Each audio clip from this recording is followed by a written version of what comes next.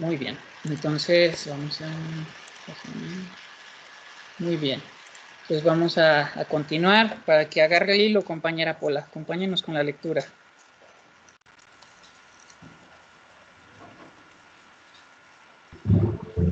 ¿Sí me escucha? Sí. Dentro de esta terapia se busca una visión completa de la persona, en la que se le ve como un ser único e irrepetible, en el que hay que tener en consideración su dimensión espiritual. Ok. Muchas gracias, compañera. ¿No? Entonces, desde este enfoque también se considera el aspecto espiritual de la persona, ¿sí? El aspecto espiritual de la persona como un factor que le da un sentido, una orientación a nuestra vida, ¿sí? Cuando hablamos de espiritualidad, ¿no? Vamos a referirnos independientemente de si yo soy judío, cristiano, católico, musulmán, chalala, testigo de Jehová, etcétera. O sea, como en lo que tú crees, ¿no? Tu espiritualidad, si soy panteísta, ¿verdad? Como lo era este personaje, ¿cómo se llamaba? Este filósofo que vimos, Spinoza, ¿verdad? Etcétera, ¿no? Entonces, no, o sea, no va a importar, por así decirlo, la orientación de mi dimensión espiritual, sino el sentido que tiene en mi vida esa dimensión espiritual, ¿no? Y entonces, nuevamente retomamos o hablamos de esta postura de una visión completa del ser humano, donde cada uno de nosotros somos diferentes, ¿no? Y entonces, desde este ser diferentes existe una congruencia, ¿sí? Con lo que vimos en diapositivas anteriores, ¿no? De la verdad única, ¿no? De cada ser vivo, ¿no? Cuando hablamos de la mayéutica y el diálogo socrático, ¿sí? Hablábamos de este ser único, ¿no? Y entonces en este ser único e irrepetible, pues cada uno eh, dará sentido, ¿no? Encontrará su voluntad del sentido, orientará su vida en relación a esa voluntad del sentido, ¿no? Hace algunos años, qué sé yo, no, yo creo que ya 4 o 5 años, ¿no? Me tocó estar en una conferencia, donde se hablaba de la dimensión espiritual, ¿no?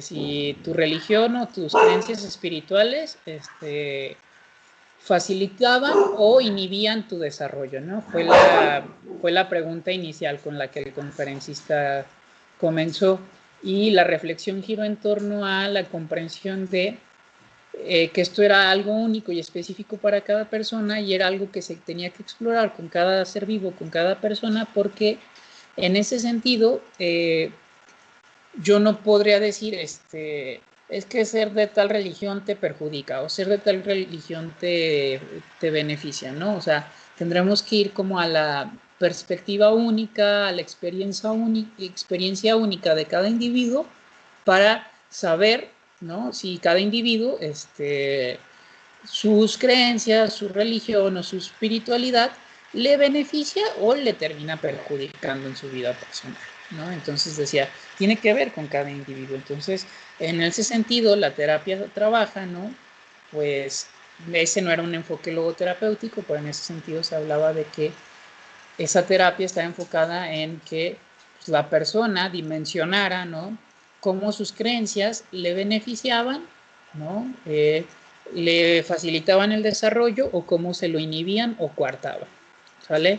Entonces, hasta aquí vamos claro, chicos y chicas. Desde la logoterapia, vamos a ver qué sentido tiene la dimensión espiritual de cada individuo, ¿no? Y cómo posibilita el desarrollo de cada individuo su dimensión espiritual, ¿no? O incluso la pérdida de una dimensión espiritual en una crisis, por ejemplo, ¿no? ¿Vamos claros hasta aquí? Los escucho.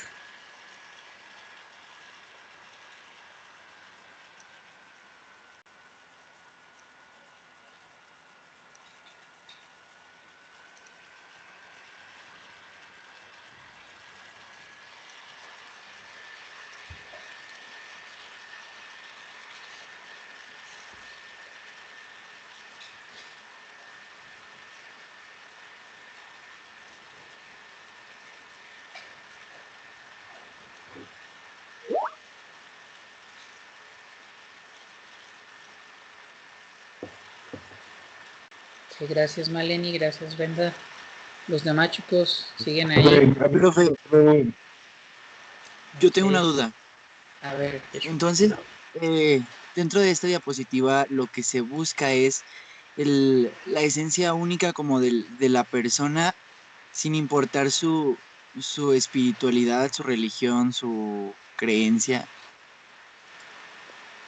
o sea, sin importar como en un hecho puntual de que estuviera como preestablecido algo para todos, ¿no? Entonces, como se habla de la individualidad, compañero, entonces se hace referencia a que pues, cada uno es libre de creer en lo que quiera, ¿no? Independientemente de si usted cree en el poder de las rocas o en el poder de un Padre Dios Todopoderoso, ¿no?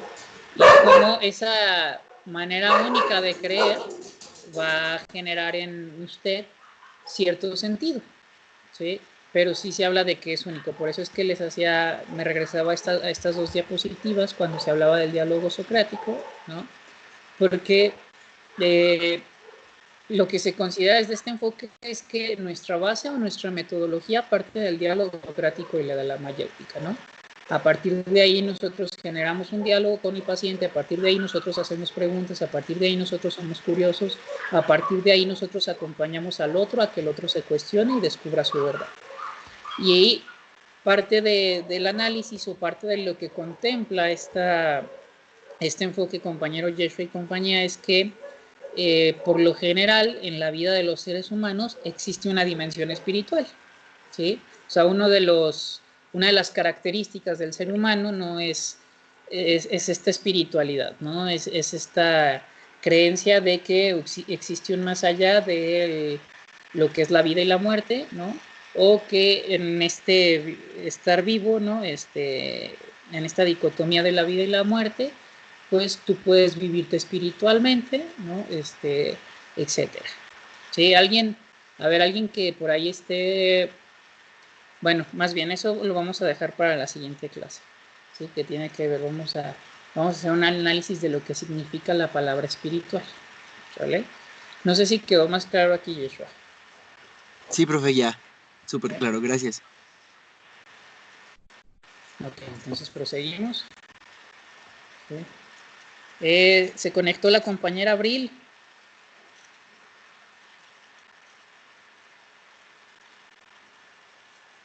Que nos apoye con la lectura. O la compañera Jacqueline.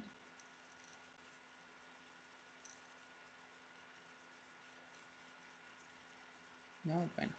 Vamos, Dayani, acompáñenos usted con la lectura, compañera.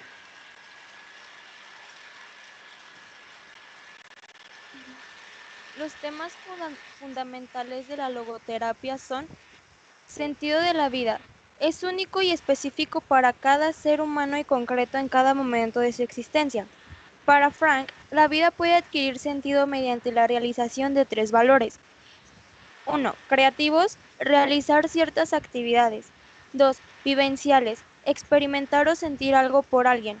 Y 3. De actitud, hacia alguna emoción, por ejemplo, hacia el sufrimiento. Ok, muchas gracias, compañera. De nada. Ok, entonces, bueno, el tema principal de la logoterapia, ¿no? Tiene que ver con el acompañamiento de pacientes a que descubran su sentido de vida. ¿Sí? Dice, este es único y específico para cada ser humano y concreto en cada momento de su existencia. ¿Qué entienden con concreto en cada momento de su existencia? Por ejemplo, Mariano, ¿qué entiende cuando aquí se habla de concreto a cada momento o en cada momento de su existencia? Pues no me doy una idea. ¿Mande? Pienso que a lo mejor no me doy una idea de lo que sería. ¿Pero qué piensa?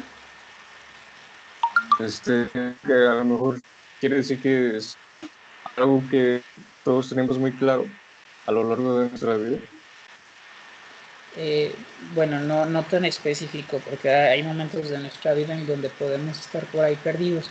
Cuando se refiere a concreto a cada momento de su existencia, compañero Mariano y compañía, se refiere a esta parte de la dinámica, ¿se acuerdan? De la personalidad dinámica, ¿no? O sea, que puede ser cambiante, ¿no? O sea, que lo que para ti tenía sentido, Mariano, en la secundaria, ¿sí? Posiblemente ya no lo tenga sentido en estos momentos de tu vida, ¿no?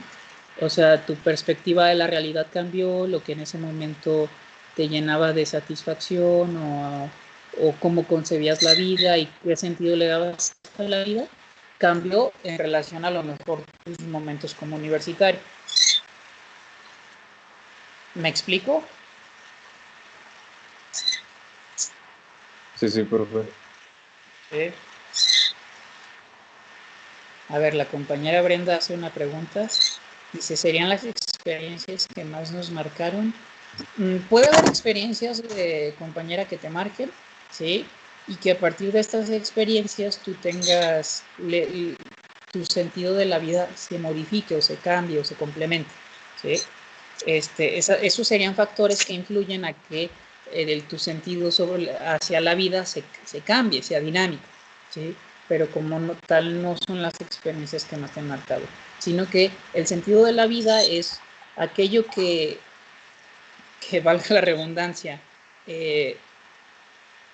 está bien para ti en un momento específico de tu vida y te vives en base a ello, ¿sí? Más bien con base a ello. Sin embargo, con el pasar del tiempo, ¿sí? Eso que para ti tenía sentido en algún momento, a lo mejor ya no tiene más sentido, ¿sí?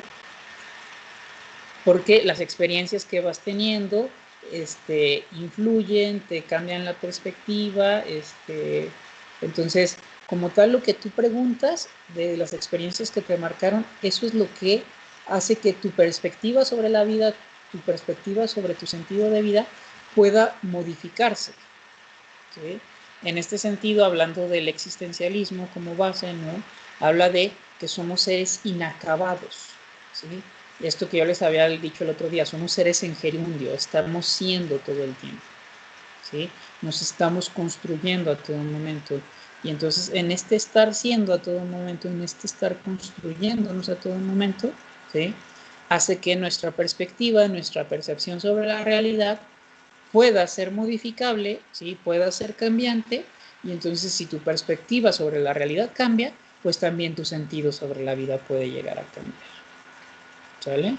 No sé si queda más claro, compañero Brenda y compañero. Ok. Y entonces dice que estas experiencias que nos marcan, compañera Brenda, como usted menciona, ¿sí? Pueden darse en 3 niveles, ¿sí? O bajo 3 valores, bajo los valores creativos, vivenciales o de actitudes, ¿no? Entonces, por ejemplo, realizar cierta actividad, ¿no?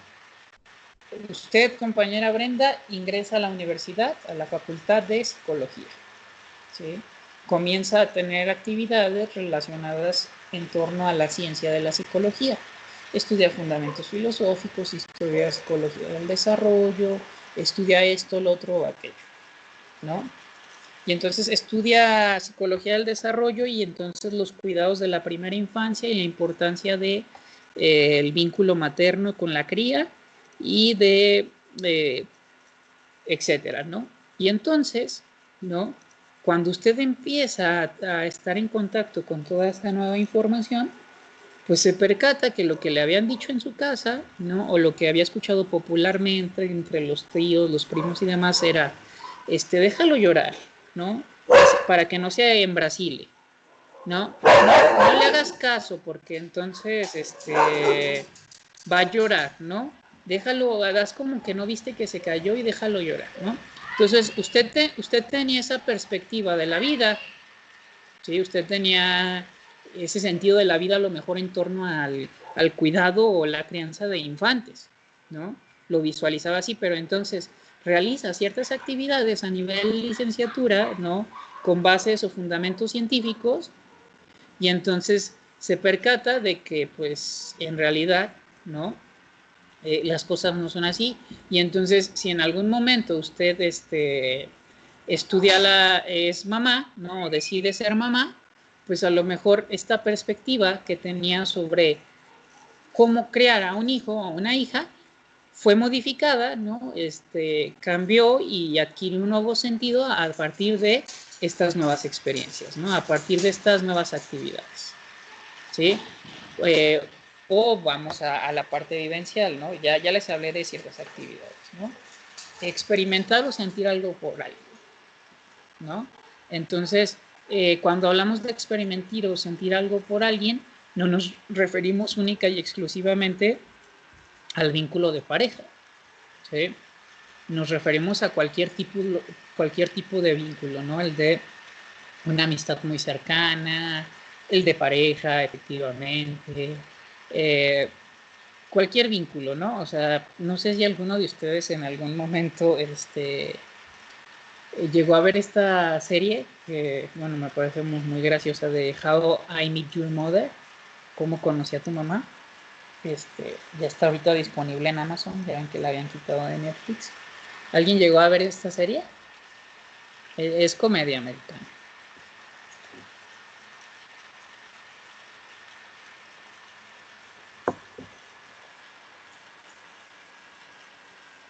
¿Nadie?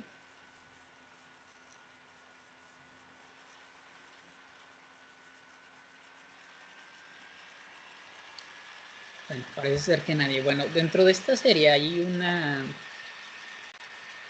un momento como muy emotivo, ¿no? De uno de los personajes que era como muy mujeriego, ¿no? Parrandero, el famoso Barney Stinson. Y entonces, no sé, por ahí no se vinculaba mucho de manera afectiva, ¿no? Y bueno, este personaje pasa por una serie de eventos, ya casi para el final de la serie, se convierte en papá, ¿no? Y entonces, cuando le pasan en brazos a su bebé, ¿no? A su nena, ¿no? El tipo se larga a llorar, ¿no? Y entonces se avienta un speech así como de todo lo que tuve y todo lo que tengo, todo lo que tengo será para ti, ¿no? Y entonces es como una escena como muy emotiva, ¿no?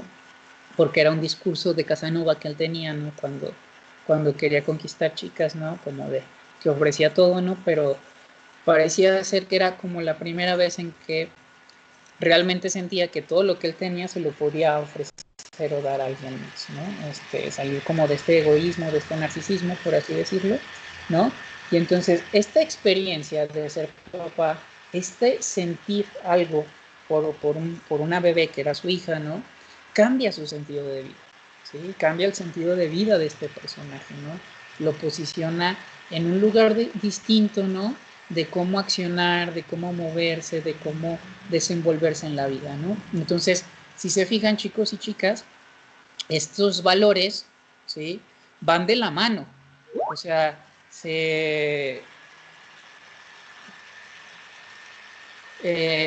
bueno, el compañero Alan acaba de hacer una pregunta, que sí, aquí no podría entrar el vínculo hacia algún objeto. No, compañero, cuando hablamos de vínculos humanos. Cuando usted está como aferrado a un objeto es más bien aprehensión, ser aprehensivo, ¿no? O sea, como a aprender es a tomar algo y no soltarlo, ¿no? Pero la vinculación hacia el objeto no existe porque no permite relacionarnos de manera neurótica. Sí, si nosotros estamos fijados en un objeto, acuérdense que sería como en las perversiones, ¿no? No sería un acto neurótico, sino más bien un acto perverso. ¿Sí? Una fijación al objeto que no te permite verlo todo y entonces no hay una relación vincular, porque en el vínculo, ¿no? Hay una interacción que es recíproca, es un dar y recibir recíproco. No conozco esa película, compañero, entonces no podría como establecer una opinión, pero aquí estamos, o sea, pero en lo que se refiere a esta terapia, compañero, hablamos de vínculos humanos, ¿sí? O sea, de la interacción humana. Entonces, proseguimos al acto de lo que viene siendo el valor de actitud, ¿no? Que tiene que ver con aquello que se desprende emocionalmente, ¿no? Frente a cosas que realizamos, ¿no? O sea, por ejemplo, la pasión que yo puedo sentir al realizar la actividad de ir a ver un partido de fútbol, ¿sí? La pasión o la emoción o la sensibilidad que el compañero Sinaí puede sentir al estar en un concierto de música clásica, etcétera, etcétera. La pasión o la emoción o el sentir que puede sentir la compañera Maleni al visitar museos, ¿no? Y ver obras artísticas, al leer poesía, etcétera, ¿no? O sea, es como cierta actividad, ¿sí? Desprende en mí una actitud, ¿no? Una emocionalidad, ¿no? Que tiene que ver con la actitud. Entonces, si se fijan, estos tres tipos de valores no, se da unos con otros, ¿no? Yo realizo una actividad y de esta cierta actividad deriva en cierta emocionalidad, ¿sí? Y esa emocionalidad pues comprende una actitud también, ¿no? O sea, la pasión, ¿no? Con la que yo a lo mejor disfruto el fútbol, ¿no? Habla de una actitud mía hacia la vida, ¿no? Y entonces en mi propia vida, por ejemplo, ir todos los domingos a jugar con mis cuates, ¿no? A nivel amateur, ¿no? El ver un partido de fútbol, pues le da sentido a mi vida, ¿no? Es algo que me gusta, es algo que tiene sentido para mí, ¿no? Y es una actitud pasional, ¿no? Es una pasión que yo tengo hacia el deporte, ¿sí? ¿Vamos claros hasta aquí con estos tres tipos de valores? ¿Sí? Chicos y chicas, Alan, ¿le quedó como claro esta parte?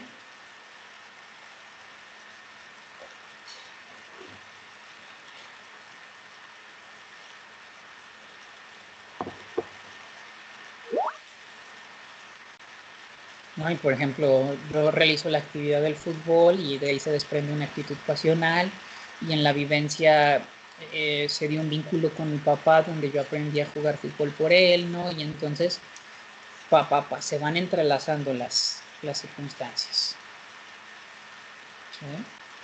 Va relacionado y todo ello, ¿no? Las cosas que hacemos, lo que sentimos por las personas y cómo aquello que hacemos genera emociones, actitudes en nosotros, termina dándole sentido a nuestra vida, ¿sí? Vayan tratando de recordar vivencias como estas, ¿no? O sea, en su vida, ¿no? En su vida, ¿qué actividades les dan sentido? ¿Qué vínculos también los orientan? ¿Qué cosas realizan con pasión, con sufrimiento, con emoción, con alegría, etcétera, etcétera?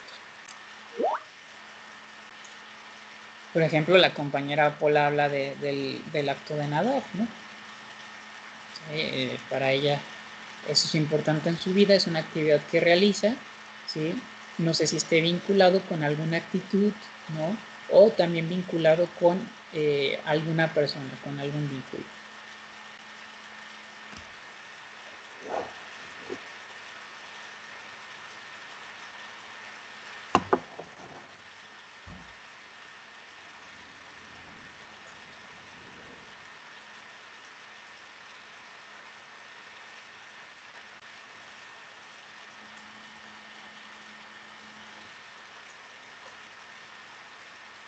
Ok, entonces veo por ahí que están escribiendo. Quizás sea más fácil y más rápido que abran su micrófono y hablen de su experiencia. Compañera Jimena, bueno, estamos hablando ahorita de los trabajos, ¿no? De los deportes. La compañera Brenda ya planteó algo distinto, ¿no? Su primer trabajo fue una experiencia que cambió su vida y en ese sentido su sentido de vida pudo modificarse.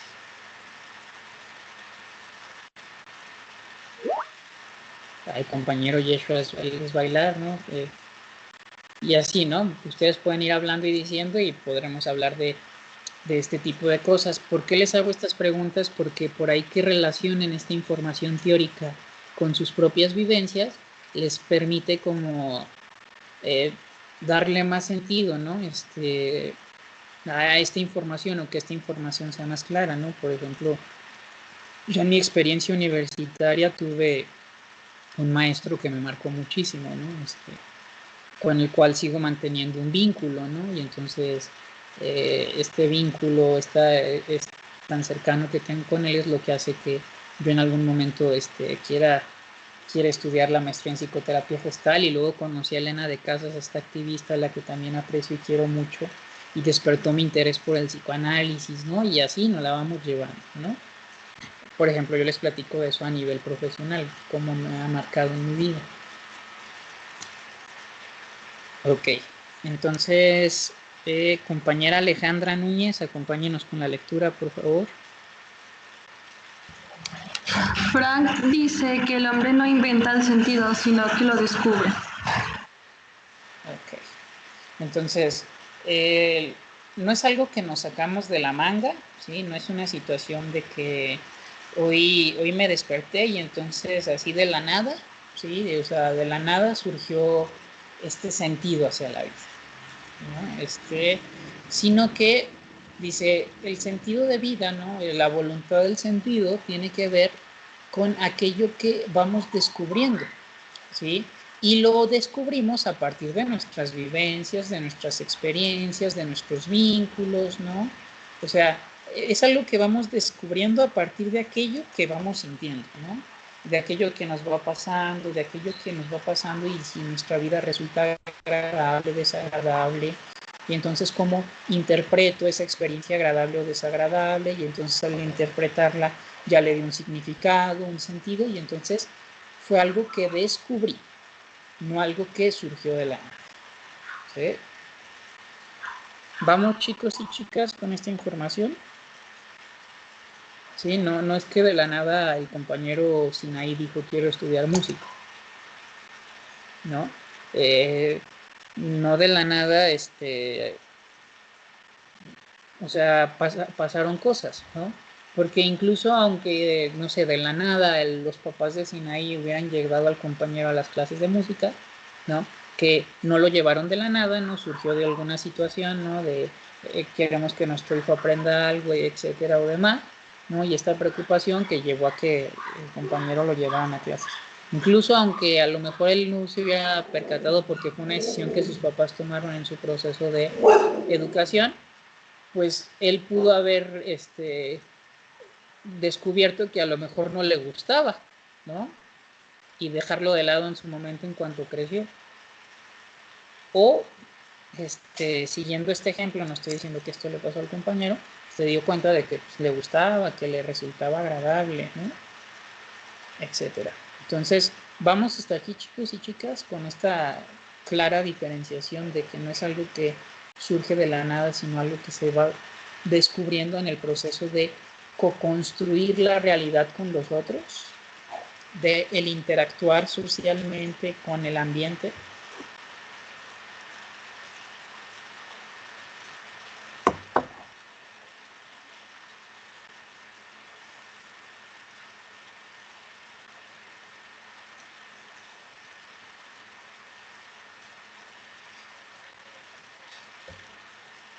¿Avanzamos, chicos?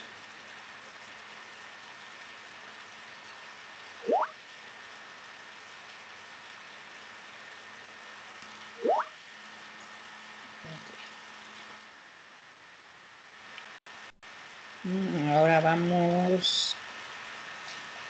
A ver, sigue por ahí Maleni.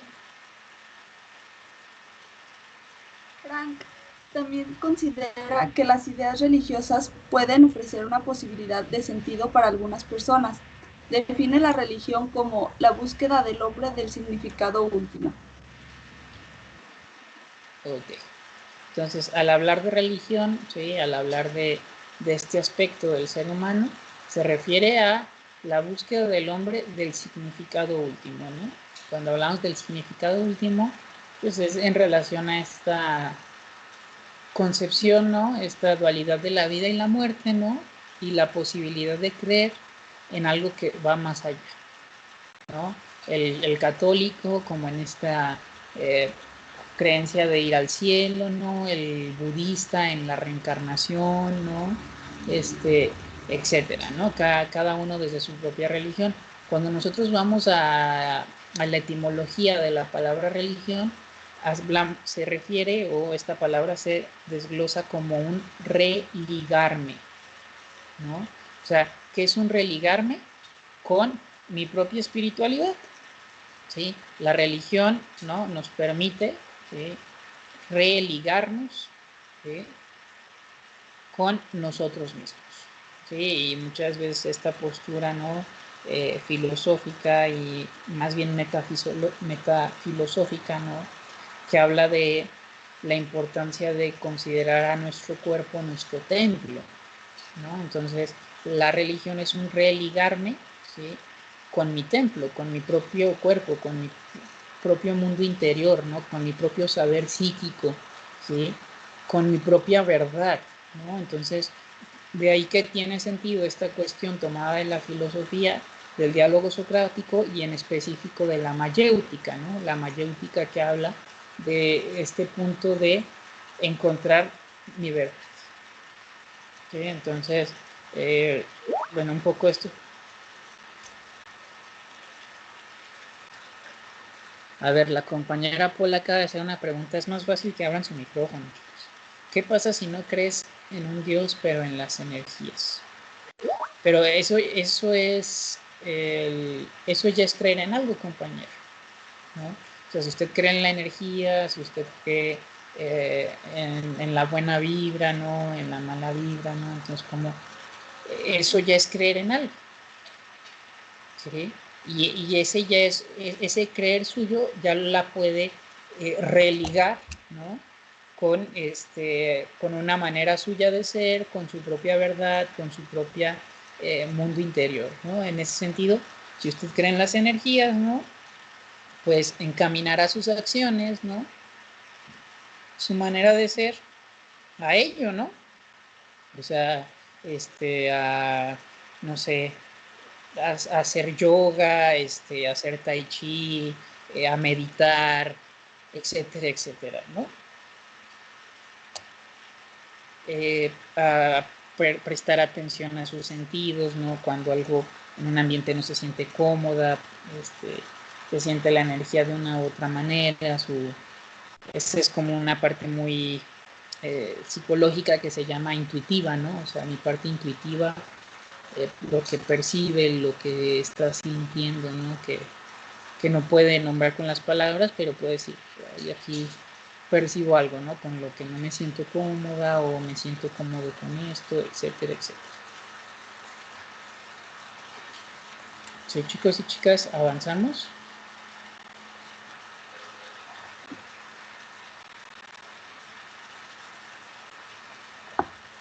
Sí, profe.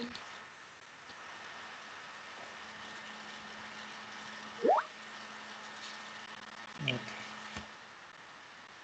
Vamos a hablar de las famosas crisis. ¿Sí? A ver, por ahí,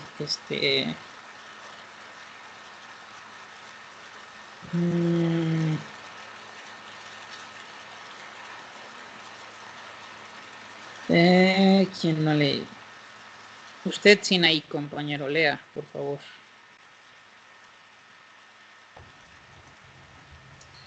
Sí. El hombre que se encuentra en crisis ha de tener un enfrentamiento al sentido de su vida actual para buscar una reorientación a través de la búsqueda de un sentido potencial junto a la conciencia de la voluntad. Ok, muchas gracias, compañero. ¿No? Entonces, la crisis, ¿no?, desde esta perspectiva del sentido de la vida, ¿sí?, implica precisamente que aquello que yo visualizaba, ¿no?, aquello hacia donde yo estaba orientado, no resultó, ¿sí?, como esperaba, no se dio como imaginaba, ¿sí?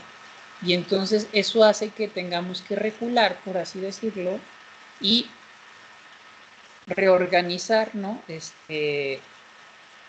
pues nuestro sentido, ¿no? Y entonces siguiendo como ese camino, ¿no?, pues que diga, ¿y ahora qué voy a hacer, no? ¿Y ahora hacia dónde me voy a encaminar? Les voy a poner un ejemplo muy claro, ¿no? Por ahí el compañero Yeshua,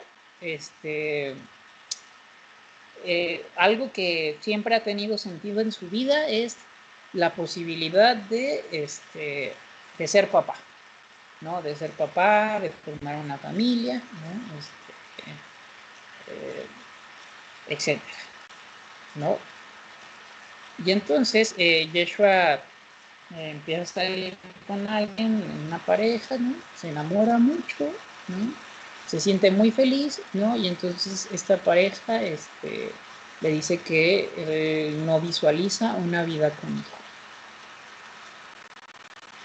¿no? Y entonces, o que no quiere tener hijos. Y entonces Yeshua imaginaba pues compartiendo vida y teniendo una familia con alguien que ame mucho y quiera mucho, y a lo mejor visualizaba en esta persona ese amor, ¿no? Con la capacidad de con esa persona compartir su vida. Y entonces, ¡pum! Crisis, ¿no? Yeshua va a tener que tomar una decisión, ¿no? Seguir en esa relación y tratar de convencerlo de que el otro cambie de opinión, o seguir en esa relación y respetar que el otro no quiere eso en su vida, ¿no? Y él renunciar a eso, o terminar esa relación, ¿no? Porque su deseo de formar una familia es más grande que a lo mejor el amor que pueda sentir por esa persona. Sí, en ninguno de estos casos en ninguno de estos casos le emitimos un juicio, ¿sí? Sin embargo, esta situación que lo pone contra la cuerda, ¿sí?, lo va a obligar a tomar una decisión, ¿no? Por eso es que eso habla de esta postura que somos, desde el existencialismo, que somos esclavos de la libertad, ¿no? O sea, siempre estamos tomando decisiones, ¿sí?, a cada momento de nuestra vida. Por eso es que se hablaba del sentido de la vida como concreto en cada momento de su existencia, ¿sí? Porque en ese momento de su existencia, pues esta situación lo pone en esta encrucijada, ¿sí? Y entonces lo invita a ser responsable, a tomar conciencia, ¿no?, de qué es realmente lo que él quiere, ¿no? Y si realmente hay posibilidades de conseguir aquello que él quiere, ¿no?, en relación a las circunstancias y las posibilidades. Y si no, pues tendrá que reorganizar para buscar otro ambiente, otras circunstancias, otras situaciones donde pueda lograr eso, o renunciar a eso y partir hacia una nueva búsqueda, ¿no?, del sentido, como aquí se lee. Entonces, ¿queda claro este ejemplo, chicos y chicas, que les acabo de poner con el nombre de su compañero Yeshua? ¿Les da claridad esto que les acabo de decir?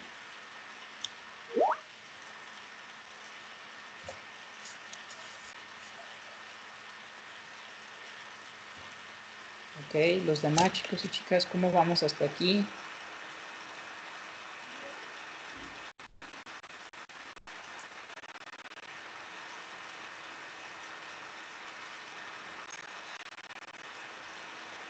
Ok, vamos a